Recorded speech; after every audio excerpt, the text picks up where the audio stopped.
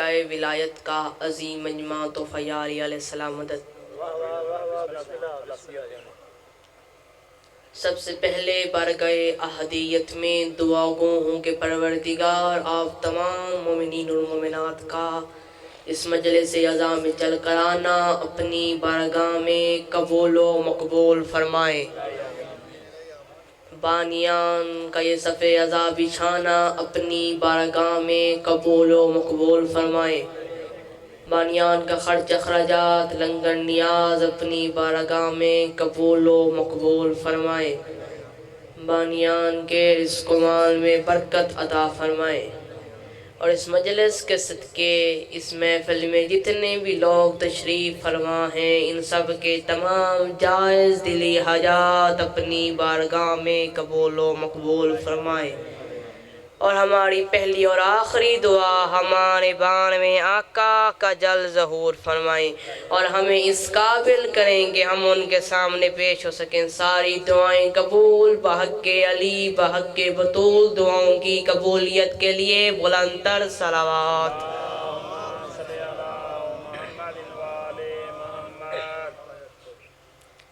اعوذ باللہ من الشیطان الرجیم، بسم اللہ الرحمن الرحیم۔ الحمدللہ العزیز جعلنا من المتمسکین بولایت امیر المومنین علیہ السلام۔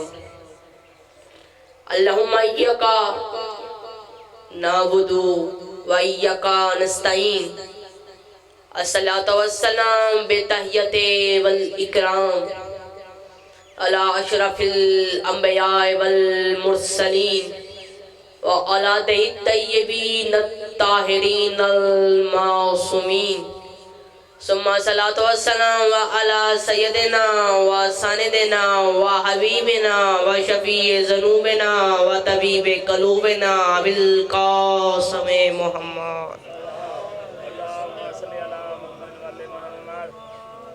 وعن اللہ تعالی علی ادائم اجمعین۔ اما بعد فقط قال حق سبحانہ فی کتابہ المجید و قرآنہ الحکیم، بسم اللہ الرحمن الرحیم، اللہ قدر من آیتہ الکبریٰ وآواز بلند صلوات۔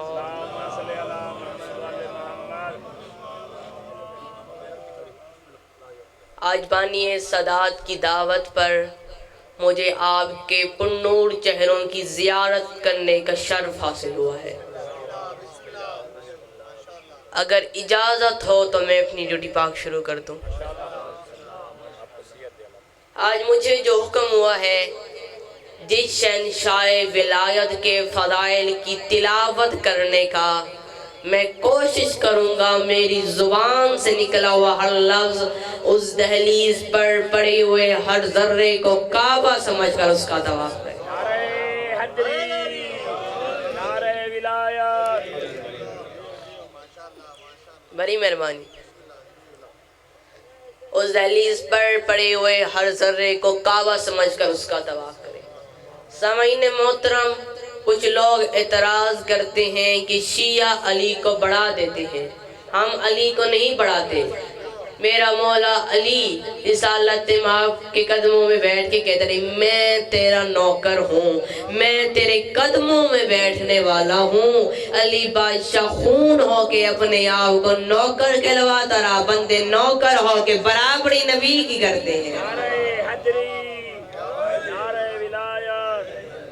رسالت مآب ہر مور ہر جنگ ہر میدان میں کہتے رہے، لحموں کا لحمی دموں کا دمی۔ رسالت مآب کہتے رہے، یا علی لحموں کا لحمی دموں کا دمی، جسموں کا جسمی حربوں کا حربی، بغضوں کا بغضی عدووں کا عدوی، انتا منی و انا من کا۔ اے علی تیرا گوشت میرا گوشت ہے۔ رسالت مآب فرما رہی ہے، اے علی تیرا گوشت میرا گوشت ہے، تیرا جسم میرا جسم ہے، تیرا خون میرا خون ہے، تیرا دشمن میرا دشمن ہے، تیرا دوست میرا دوست ہے، تو مجھ جیسا میں تجھ جیسا، مجھ جیسے طالب علم کو یہ حدیث کہیں نہیں ملی کہ مولا علی نے کہا ہو میں پیغمبر جیسا، میں مصطفیٰ جیسا، میں رسالت مآب جیسا۔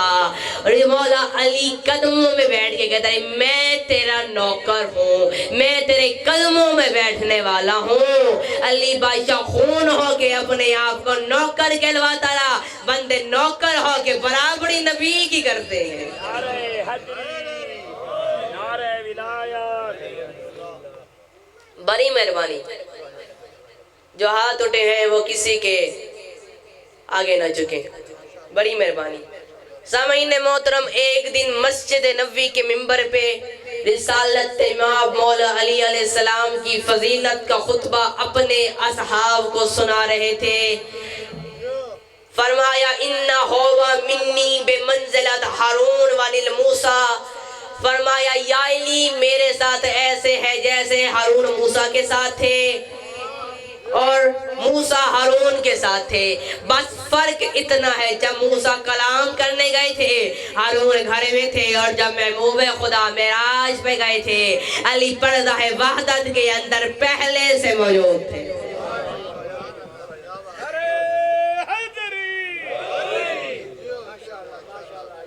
بڑی مہربانی، بڑی مہربانی، میں نہیں آپ کی کیا بات ہے، آپ کے سننے کی کیا بات ہے۔ سامعین محترم، اب پتہ کیسے چلا کہ مولا علی موجود ہے؟ جتنی کتابیں گئی میں دکھانے کے لیے تیار ہوں۔ سامعین محترم، اب پتہ کیسے چلا کہ مولا علی موجود ہے؟ رسالت مآب فرمائیں یا علی جب میں معراج پہ گیا تو کلمونی و اکلموکا، تو میرے ساتھ کلام کرتا رہا میں تیرے ساتھ کلام کرتا رہا، نعرہ حیدری، تو مجھے دیکھتا رہا میں تجھے دیکھتا رہا۔ اللہ نے درمیان ایک پردہ تو لگایا تھا نا، ایک حجاب تو لگایا تھا نا۔ جب رسالت امام پردے کے قریب پہنچے وہ بلاتا گیا قدنو منی فقن کعبہ کو سینے، آ میرا حبیب میرے کعبے کے قریب آ۔ جب 2 قدم کے فاصلے پر پوچھے تو پوچھا میرے مالک یہ تو بتائیے یہ آپ بول رہے ہیں یا میرا بھائی علی بول رہا ہے؟ مالک کی آواز آئی بول میں رہا ہوں، واسطہ علی کا ہے بول میں رہا ہوں، وسیلہ علی کا ہے بول میں رہا ہوں، وسیلہ علی کا ہے۔ اللہ کی کائنات میں اور مخلوق ختم ہو گئی تھی، واسطہ علی کو کیوں بنایا؟ وسیلہ علی کو کیوں بنایا؟ آواز قدرت آئی میرا مالک میں نے نگاہ کی تیرے دل پہ اور مجھے تیرے دل میں سوائے علی کے کوئی نظر ہی نہیں آیا۔ نعرہ حیدری، نعرہ ولایت۔ بڑی مہربانی۔ سامعین محترم، یعنی ثابت ہو گیا کہ دل میں صرف مولا علی کو بسانا چاہیے، اور یہی ہی حقیقی سنت ہے، اور ہم اپنے نبی کی حقیقی سنت پر عمل کر رہے ہیں۔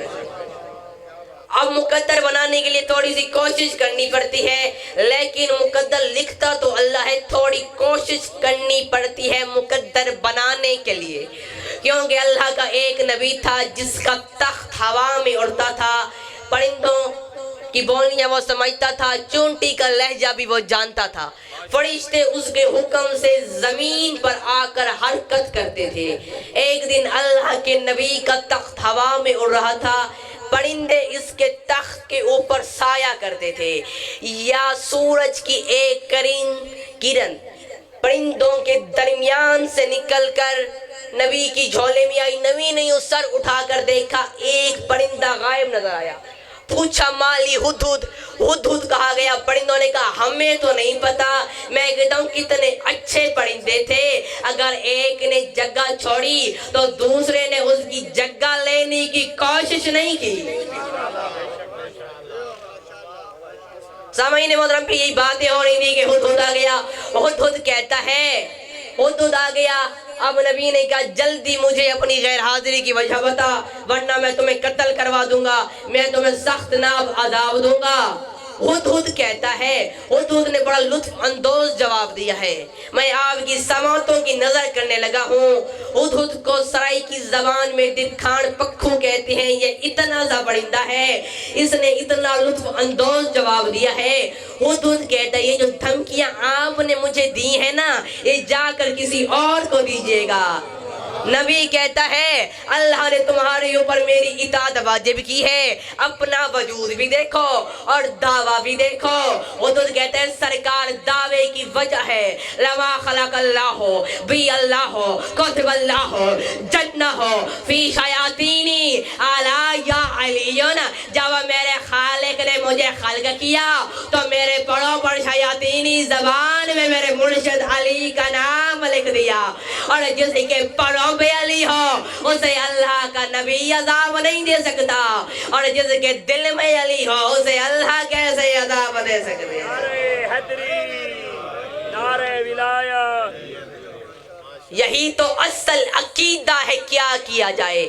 علی شعور سے بالا تر ہے، کیا کیا جائے؟ طواف کرتا ہے علی کا دشمن یہ سوچ کر، زمین پر ایک ہی کعبہ ہے، کیا کیا جائے؟ نعرہ حیدری، نعرہ ولایت۔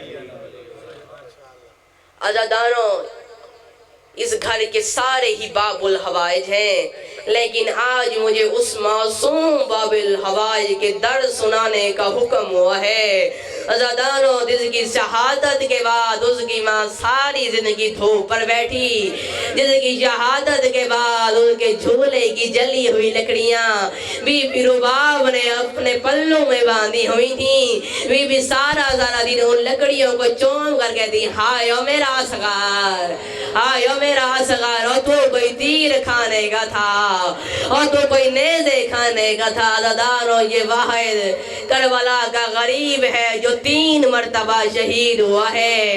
عزاداروں، پہلی بار وہ والا تیر مارا جو سرکش گھوڑے کو مارا جاتا ہے۔ عزاداروں، دوسری مرتبہ جب سروں کی گنتی شروع ہوئی، ان کمینوں نے گنتی شروع کی، گنتی ختم ہوئی، یہ کہتے ہیں 72 سر ہونے چاہیے، ایک سر کم ہے۔ اشعث ابن قیس کہتا ہے، میں نے دیکھا ہے حسین چھپ کے ایک قبر میں اپنے بیٹے کو دفن کر رہا تھا، اور اشعث ابن قیس نے اپنے ساتھ 70 لوگوں کا دستہ لیا، یہ گھوڑوں پر سوار ہوئے، انہوں نے ہاتھوں میں نیزے لیا تھا، انہوں نے نیزے زمین میں گاڑنے شروع کیے۔ عزاداروں، ایک ظالم کا نیزہ زمین میں نہیں گیا، اصغر کی قبر میں گیا۔ سینہ جو عزاداروں نیزہ اصغر کے سینے میں لگا، عزاداروں خالی نیزہ نہیں آیا، ساتھ میں اصغر کا جگر بھی آ گیا۔ عزاداروں، تیسری مرتبہ شمر کمینہ شہزادے کو لے کر وہاں آیا جہاں اصغر کی ماں ریت پر بیٹھی ہوئی تھی، اس نے شہزادے کو زمین پر لٹایا، اس نے خنجر نکالا، اس نے اصغر کی ماں کے سامنے شہزادے کا سر تن سے جدا کیا۔ اجرک من اللہ، اجرک من اللہ، اجرک من اللہ۔ عزاداروں، 10 رجب کو بی بی رباب کی گود میں چاند آیا جب امام حسین علیہ السلام نے مدینہ چھوڑا۔ اس وقت شہزادہ علی اصغر پورے 18 دن کے تھے۔ 10 محرم کو شہزادہ علی اصغر پورے 6 ماہ کے تھے۔ بی بی رباب رو کر کہتی، اما فضہ مولا حسین کو بلائیے، مولا حسین خیمہ گائے۔ بی بی رو کر کہتی ہیں، بی بی رو کر کہتی ہیں، جب سے آپ نے غربت کی صدا لگائی ہے، حال منا سے ینصرنا، کوئی ہو جو مجھے غریب کی مدد کرے، کوئی ہو جو مجھے غریب کی مدد کرے۔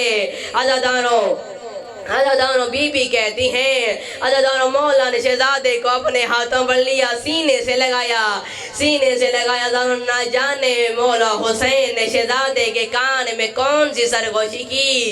عزاداروں، مولا حسین کہتے ہیں، اصغر کی ماں اگر اجازت دے تو میں تیرے بیٹے کو میدان لے جاؤں۔ بی بی کہتی ہیں، آپ کا اپنا بیٹا ہے، لے جائیں، مگر مجھے چند لمحوں کے لیے اصغر دیں۔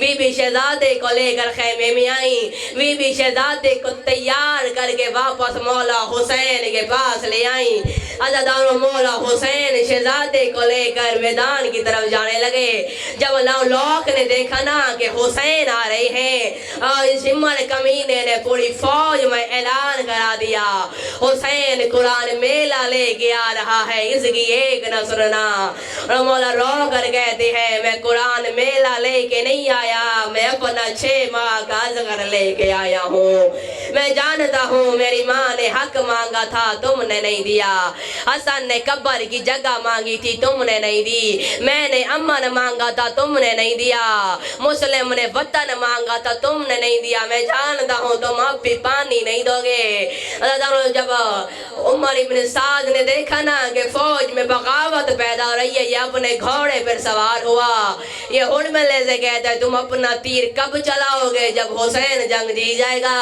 عزاداروں یہ ظالم کہتا ہے پیتا خود ہے اور نہ بچے کا کرتا ہے بچہ مانگے تو ہم دیں گے ورنہ نہیں دیں گے عزاداروں اس نے عزاداروں مولا حسین تڑپ گئے مولا رو کر کہتے ہیں عیسیٰ اپنی ماں کے لیے بولا تھا تو فضل عیسیٰ باپ کی گواہی دے مولا نے شہزادے کو ہاتھوں پر اوپر کیا مولا کہتے ہیں مولا کہتے ہیں ایسے نہیں یہ کہتے ہیں ایسے نہیں بچے کو زمین پر لٹا اور خود 7 قدم پیچھے جب مولا نے شہزادے کو زمین پر لٹایا خود 7 قدم پیچھے گئے عزاداروں اس کمینے نے تیر کمان میں ڈالا عزاداروں اس نے تیر پھینکا عزاداروں تیر اصغر کی گردن سے نکل کر مولا حسین کی کلائی میں لگا شہزادہ رو کر کہتا ہے اماں مجھے معاف کر دینا میرا گلہ چھوٹا تھا ظالم کا تیر بڑا وزنی تھا